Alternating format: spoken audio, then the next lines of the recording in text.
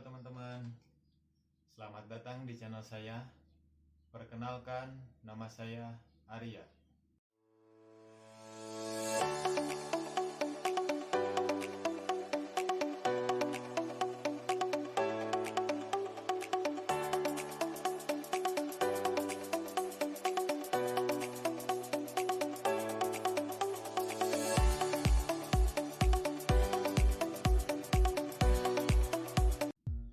Tujuan saya membuat video ini yaitu untuk menjawab pertanyaan dari dosen saya.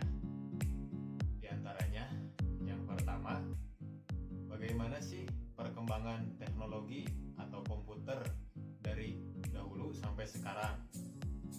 Yang kedua, bagaimana sih perakitan komputer untuk para pemula yang ingin merakit komputer?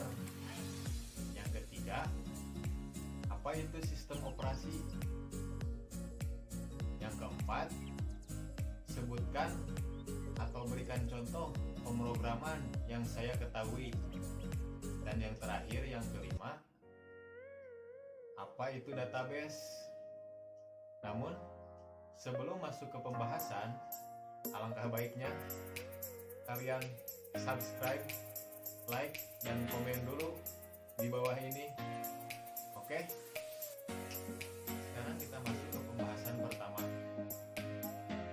Bagaimana sih perkembangan teknologi dari dulu sampai sekarang atau dari masa ke masa? Nah, untuk lebih jelasnya, kalian bisa simak video berikut. Komputer adalah alat yang digunakan untuk mengolah data menurut perintah yang telah dirumuskan.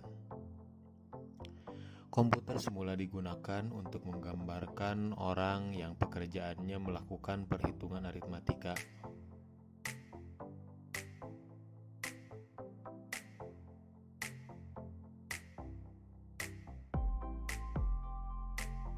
Tetapi komputer modern sekarang digunakan untuk banyak tugas, tidak hanya sebagai alat untuk menghitung aritmatika saja.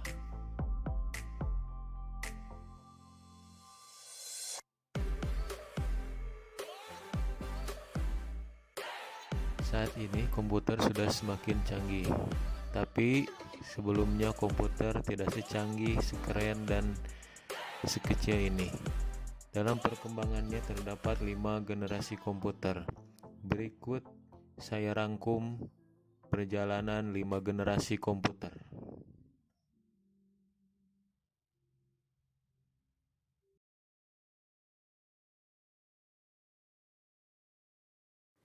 Komputer generasi pertama.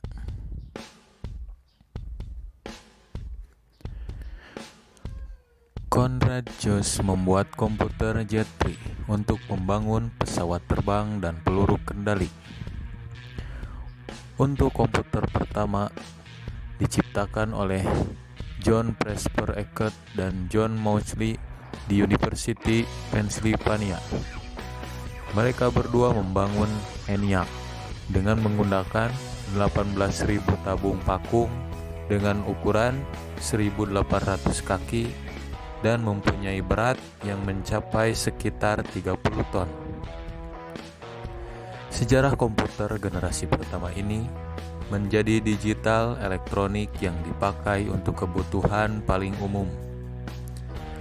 Program ENIAC ini sudah dirancang pada tahun 1942, namun dimulai baru di tahun 1943 dan selesai pada tahun 1946.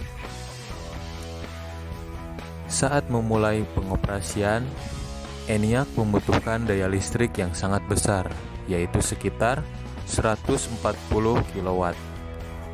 Untuk bahasa yang digunakan pada komputer generasi pertama ini adalah bahasa mesin. Bahasa ini menjadi bahasa pemrograman yang sangat besar. Dan inilah dia contoh-contoh komputer yang ada pada generasi pertama.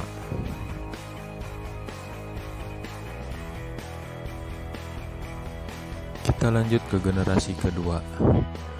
tahun 1948, komponen untuk merancang komputer ialah teknologi transistor. Tabung vakum yang berfungsi sebagai komponen dasar di komputer generasi pertama telah tergantikan dengan teknologi transistor.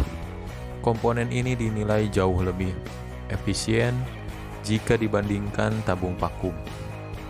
Sejarah komputer dan perkembangannya dengan menggunakan dasar transistor mempunyai ukuran lebih kecil dibandingkan tabung vakum. Daya listrik yang diperlukan lebih kecil untuk pengoperasiannya.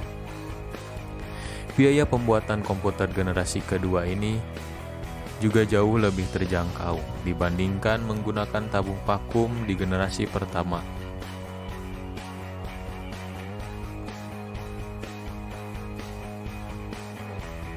Untuk bahasa pemrograman juga telah dikembangkan.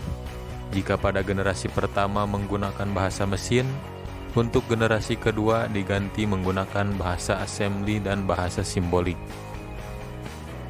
Dengan menggunakan bahasa pemrograman tersebut, pemrogramer dapat memberikan instruksi dengan kata-kata. Dengan ukuran yang lebih kecil, komputer generasi ini banyak digunakan di beberapa instansi seperti universitas, perusahaan, hingga pemerintahan. Mesin yang pertama kali menggunakan teknologi ini ialah superkomputer. IBM juga telah membuat superkomputer dengan nama Sperry, Rand, dan Strix.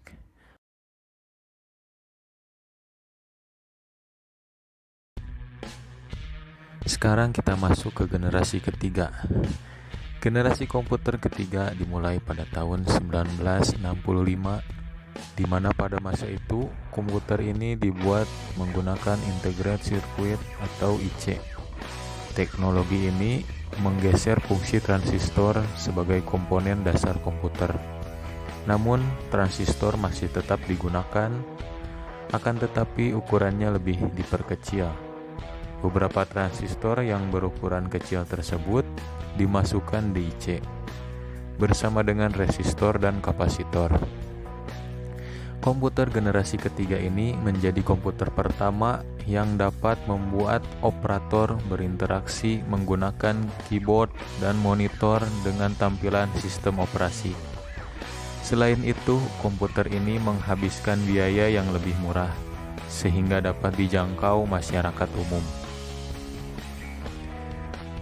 Komputer generasi ketiga merupakan perkembangan melalui tahap yang sangat pesat dari komputer terdahulu. Dan inilah beberapa contoh komputer yang ada pada generasi ketiga. Sekarang kita masuk ke generasi keempat. Komputer yang kita pakai saat ini merupakan komputer generasi keempat, di mana generasi keempat ini dibuat dengan menggunakan komponen dasar bernama mikroprosesor. Chip mikroprosesor memiliki ribuan transistor dan beberapa macam elemen sirkuit yang mana saling terhubung menjadi satu. Intel menjadi sebuah perusahaan yang paling berpengaruh terhadap perkembangan chip mikroprosesor, karena mereka berhasil menciptakan Intel 4004 yang merupakan cikal bakal perkembangan komputer. Perusahaan dari Intel berhasil menggantikan perangkat komputer yang memiliki ukuran yang besar menjadi sangat kecil sehingga membuatnya menjadi lebih efisien.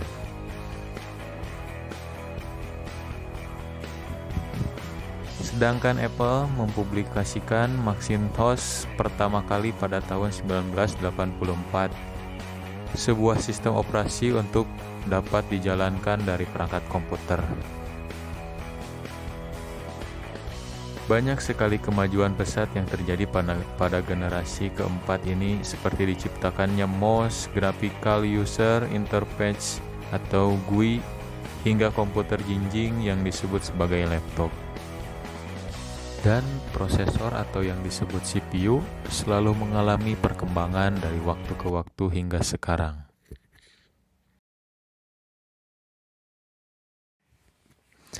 Sekarang kita masuk pada generasi yang terakhir, yaitu yang kelima.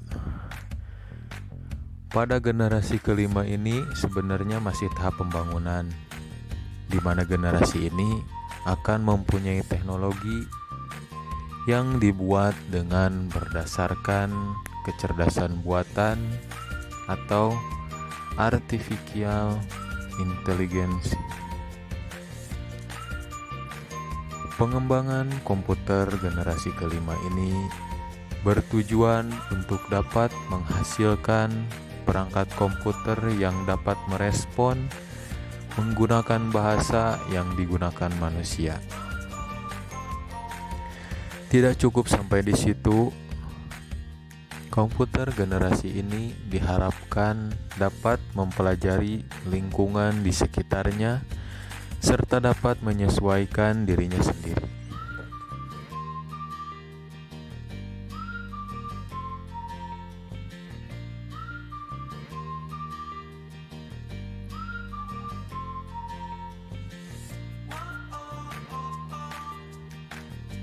Beginilah tampilan-tampilan komputer pada masa sekarang ini yang sangat canggih, efektif, dan efisien. Dan Jepang adalah negara yang terkenal dalam sosialisasi jargon proyek komputer generasi kelima. Lembaga ICOT dibentuk untuk membantu merealisasikannya. Demikianlah penjelasan mengenai sejarah perkembangan komputer. Semoga semakin menambah wawasan bagi kita semua. Terima kasih.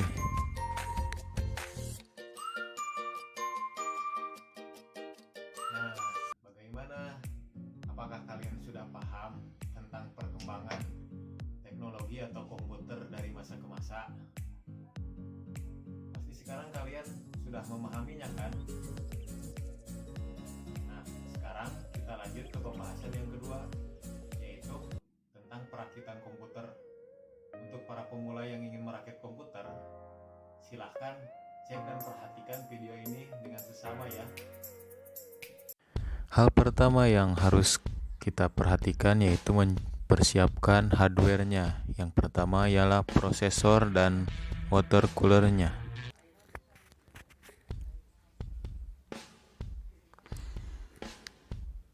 Lalu yang kedua, kita siapkan motherboard atau mainboard.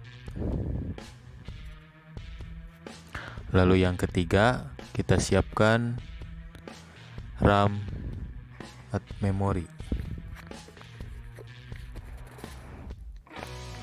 Yang keempat, yaitu ada VGA card.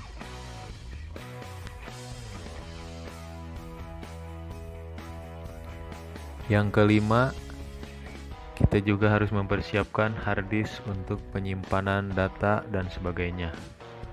Lalu yang keenam, ada power supply.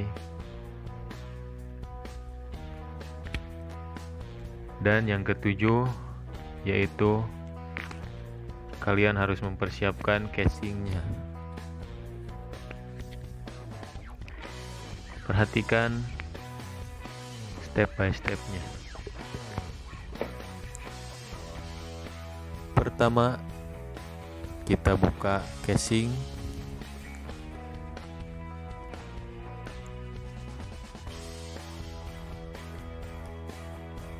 Lalu kita pasang power supply di casing. Ini bisa menjadi langkah pertama buat pemasangan atau perakitan komputer. Lalu siapkan motherboard.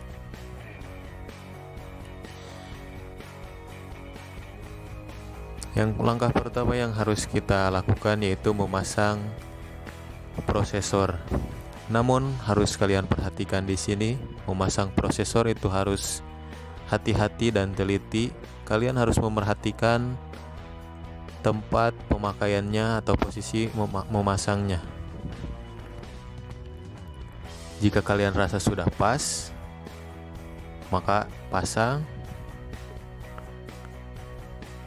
Lalu kalian bisa tutup sampai rapat ketika mengkliknya.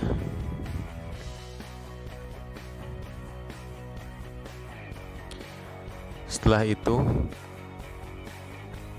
oleskan pasta prosesor di atas prosesor, tidak perlu banyak. Lalu pasang kipas coolernya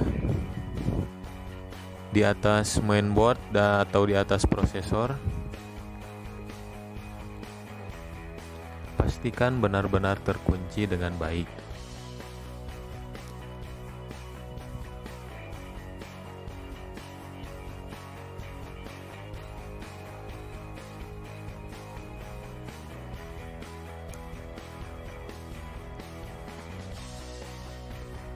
Untuk mengecek apakah terkunci dengan baik, kalian bisa balik motherboard dan lihat di belakang apakah sudah terpasang dengan baik atau belum.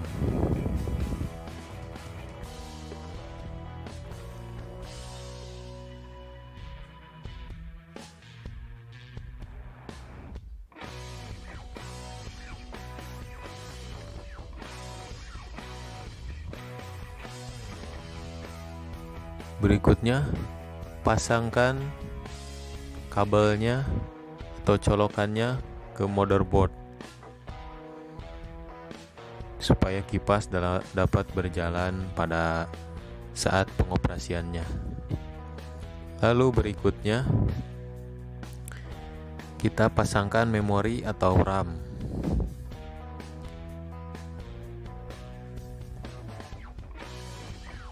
Pasang hingga benar-benar terkunci dengan baik. Biasanya bila terpasang dengan baik akan terdengar bunyi klik. Nah, setelah itu kalian bisa pasang bagian ini ke casing.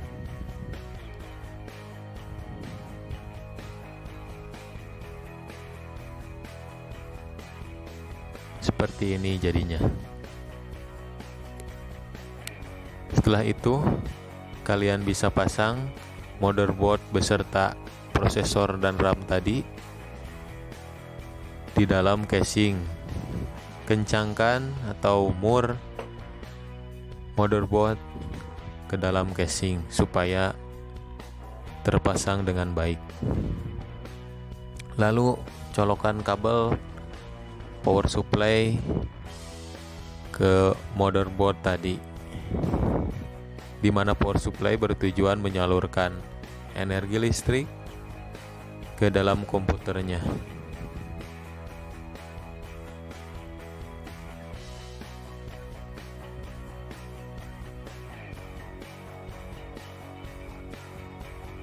Colokkan kabel ini ke motherboard.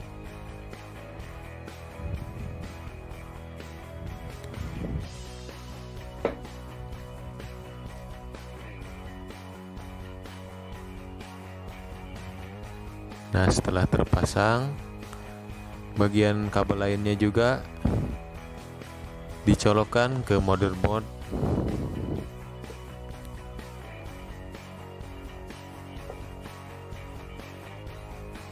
Hati-hati jangan sampai salah dalam pemasangannya. Setelah itu kalian bisa pasang hard disk di casing terlebih dahulu. Kalian kencangkan, lalu kalian colokkan hard disk tersebut supaya terhubung dengan motherboard.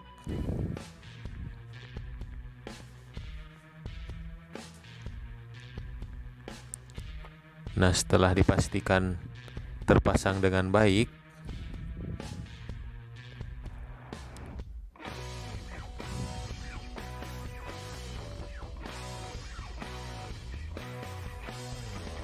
kalian bisa terus memastikan supaya kabel-kabel tertata rapi supaya tidak mengganggu pemrosesan atau berjalannya nanti komputer.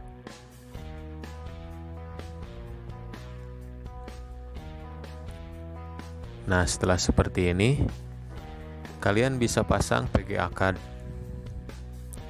Namun teman-teman, PGA card di sini cukup fleksibel, Anda bisa memasangnya atau pun tidak.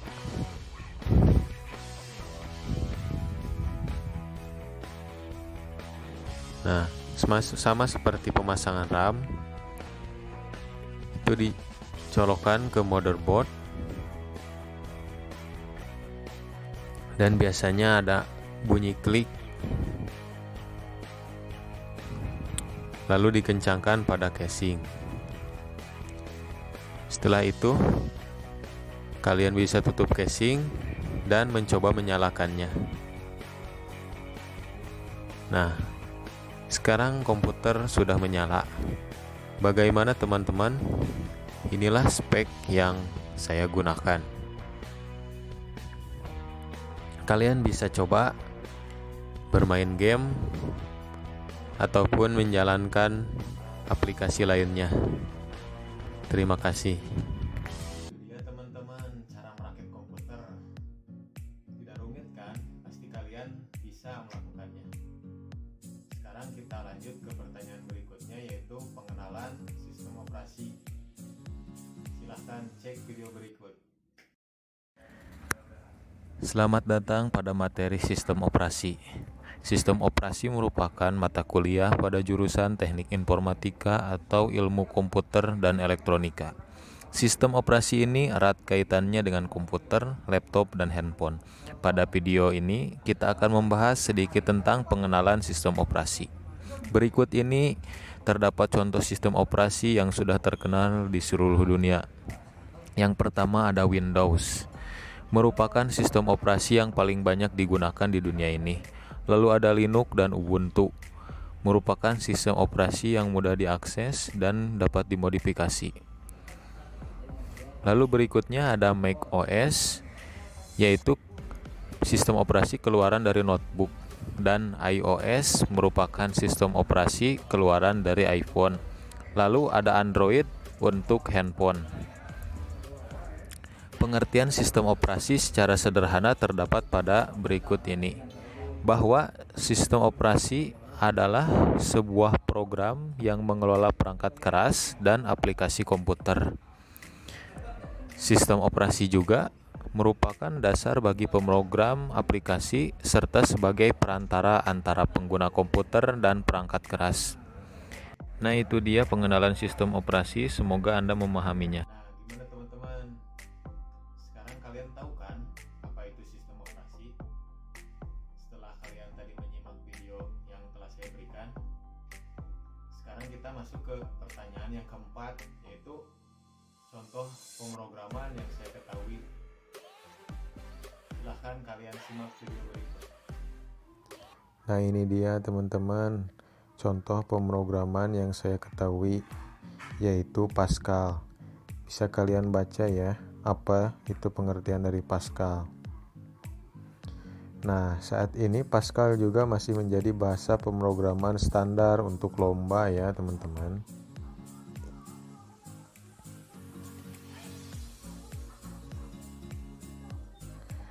Nah, nama Pascal itu sendiri diambil dari ahli matematika Prancis abad pertengahan, yaitu Blaise Pascal.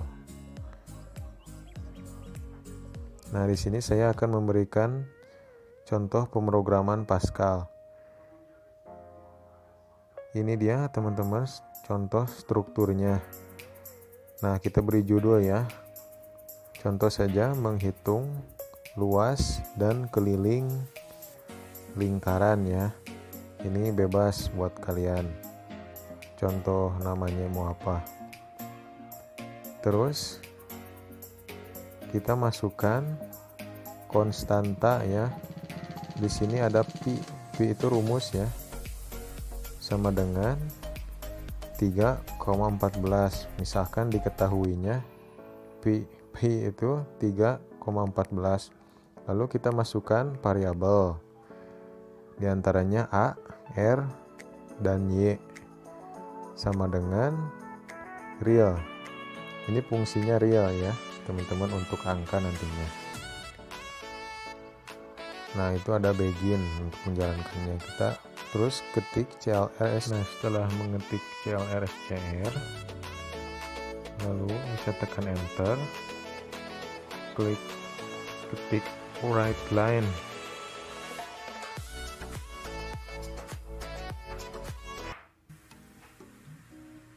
kalian bisa ketik write line di dalam kurung. Nah, ini buat inputan angkanya ya. Masukkan nilai jari-jari. Nah, nanti kalian menginput di sini ya. Ini untuk inputan angkanya nanti. Nah, setelah itu write lagi. Lalu A sama dengan, nah nanti A di sini angka si A-nya itu mau berapa nanti.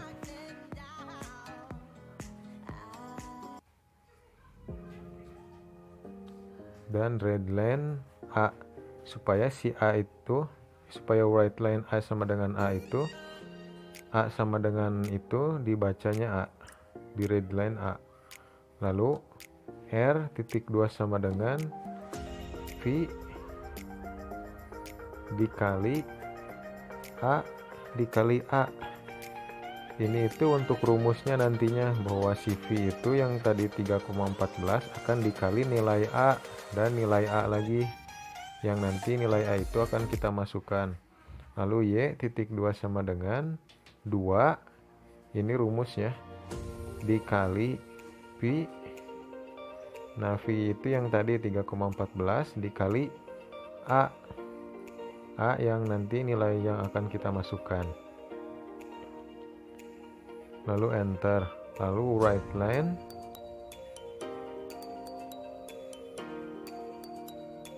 Luas kelilingnya adalah, nah nanti keluarnya akan di sini ya. Sama dengan koma, lalu koma. Nah, kita masukkan R, bahwa nanti jawabannya itu keluar dari rumus yang R titik 24.22 itu, untuk nanti komanya supaya tidak terlalu banyak.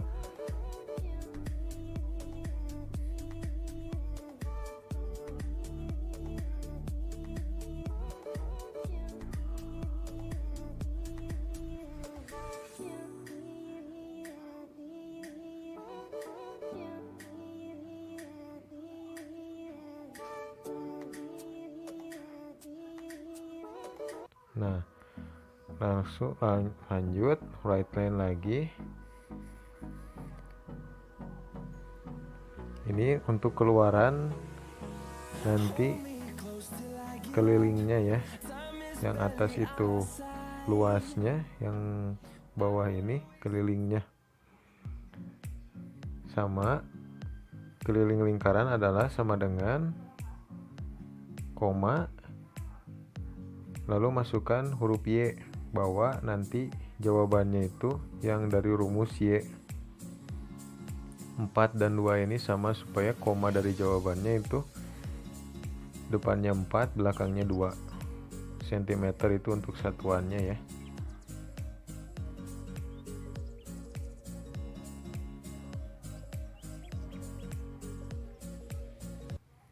Nah, enter. Mohon maaf, readline-nya salah 2 kali, harusnya udah itu. Nah, readline terus N itu untuk dibaca dan diakhiri. Nah, sekarang kita coba jalankan. Kita masukkan angka A berapa. Contoh saja kita masukkan 12, maka keluar luas kelilingnya adalah 452,16 cm dan keliling lingkarannya adalah 75,36. Nah, itu dia contoh pemrograman Pascal yang saya ketahui. Cukup sederhana, namun semoga bermanfaat ya. Oke teman-teman, itu dia contoh pemrograman yang saya ketahui. Walaupun saya tahu itu masih pemrograman yang sangat dasar dan belum banyak pemrograman yang saya ketahui. Nah, sekarang kita lanjut ke pertanyaan yang terakhir atau yang kelima, yaitu pengenalan tentang database. Nah, untuk lebih jelasnya, kalian bisa simak video berikut. Pernahkah kamu berbelanja di supermarket?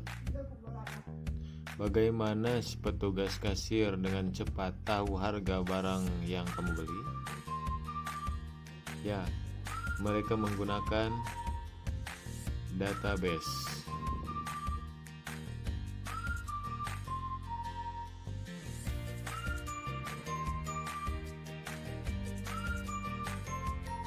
Apa itu database?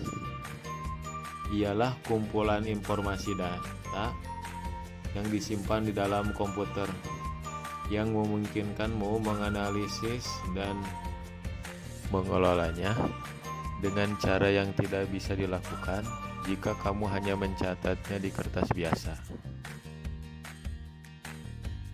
Menurutmu, sebelum ada komputer, bagaimana pedagang mencatat barang jualannya? Ya, di kertas biasa.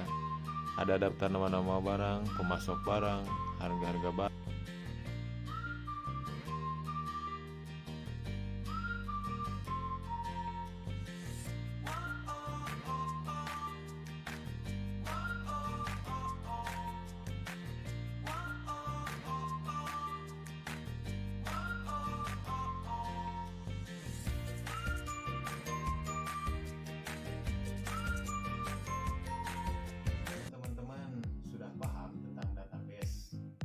Kalian sudah paham kan setelah menyimak video yang telah saya berikan tadi?